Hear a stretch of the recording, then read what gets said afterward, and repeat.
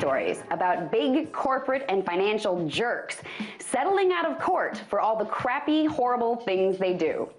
Somehow, payoffs have become a huge part of the American justice system, and I, for one, am sick of it.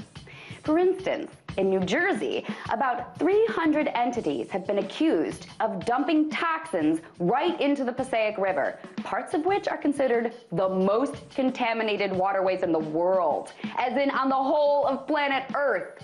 But instead of locking anyone up for this massive pollution, the guilty jerks have settled out of court for $165 million.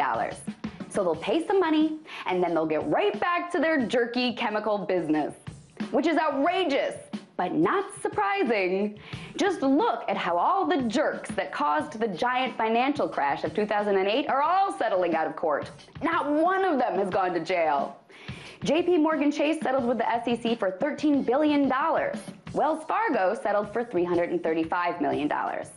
These jerks robbed people of their homes and futures, but all they had to do was pay a fine. And now they can go right back to their jerky business of cooking up new ways to rip more people off.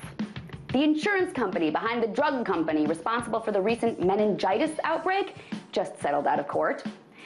64 people died, and 754 people were sickened by steroids made by these jerks. But are they going to jail for it? Nope. Settled out of court. The list goes on and on.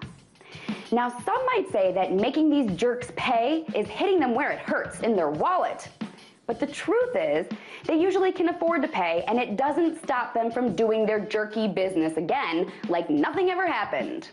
Personally, I think if a business is guilty of killing people, or polluting a river so bad that it's the worst in the world, or stealing thousands of people's homes and retirement funds, then the jerks running those businesses should get locked up, and their businesses should be closed forever. Period. Game over. That's justice. Screw this whole settlement idea. But that's not how we do things here in America. Here, where money is everything, we'll take payoffs from crappy jerks over administering justice any day. So the biggest jerk to me in this story is the whole farce of our unjust settlement system. Tonight, let's talk about that by following me on Twitter @TheResident.